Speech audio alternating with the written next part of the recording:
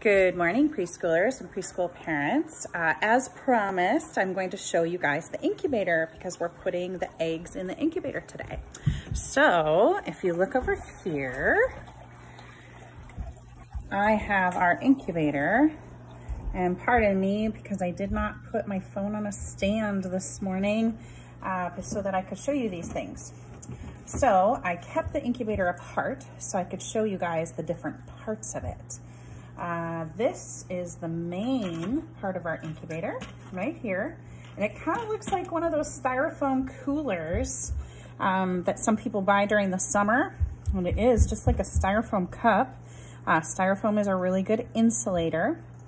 And this is a pretty large incubator for just having at home.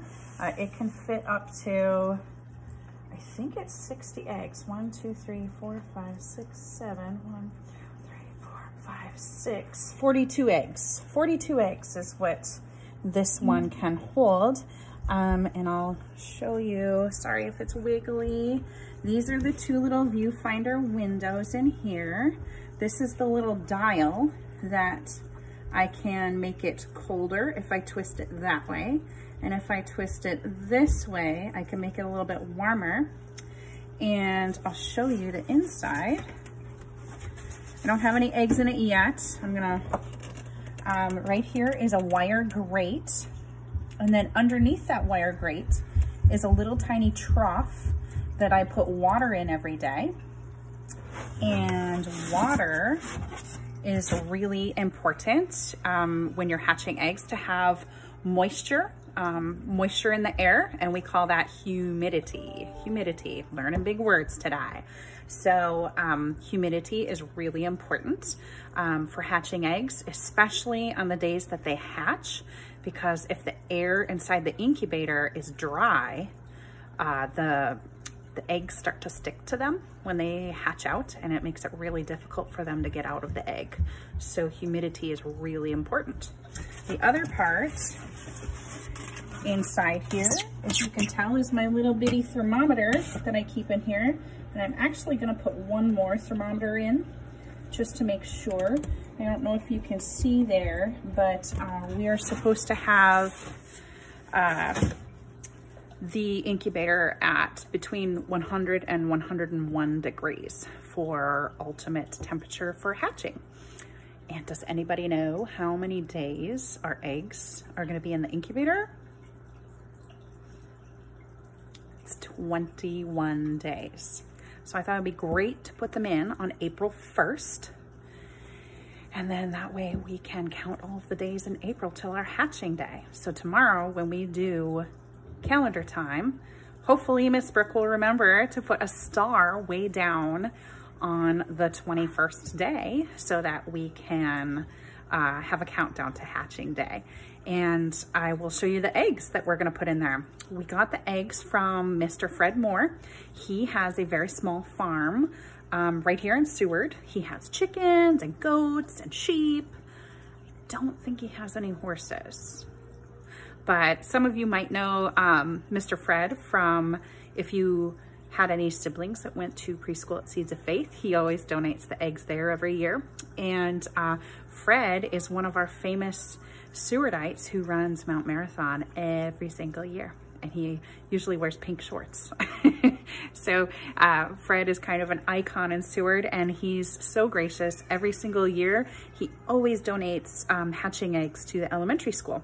And since we're all doing this at home, all the elementary school teachers were like, ooh, Miss Brooke, you hatch the eggs. So I'm the one hatching them this year. So I'm going to show you guys the eggs. And here they are. Let me see if I can hold the camera still. We're gonna put in 3 dozen eggs. 3 dozen is 36. And he has them all numbered from what day he pulled them out. And some of you might ask, why are those eggs dirty? And they are all olive egger eggs. So hopefully we'll be hatching some olive egger chickens. So the importance of having those eggs be dirty is that when a chicken lays an egg, when the egg comes out, the chicken naturally puts a protective coating on the egg called bloom. And if we were to wash that off, it could make the egg sick. So the bloom is a protective coating. And then once it lays the egg, it goes into the nesting box, and it might get some mud on it or sawdust or straw or whatever Fred had in the nesting boxes, but it's really important not to pick that off or to wash that off if you're going to hatch them, because that bloom is almost like, it would be like saran wrap or a Ziploc bag to protect it from germs. So we put them into the incubator dirty, just the way they are, and then they have a much better chance of hatching. So that's what we're going to do. And before I hang up here, my video is getting a little long. I said it was gonna be short. I just wanna show you guys the egg turner. So this incubator has an egg turner in it, and I'm going to put this inside there. And then this is a little teeny weeny motor that every couple of hours, these things all turn very, very slowly from side to side. It's important to turn the eggs just like the mama chicken would if we had them in the nesting box. And this is going to slowly turn them back and forth. I think it rotates them fully every 4 hours. And then that way we don't have to worry about turning them all the time.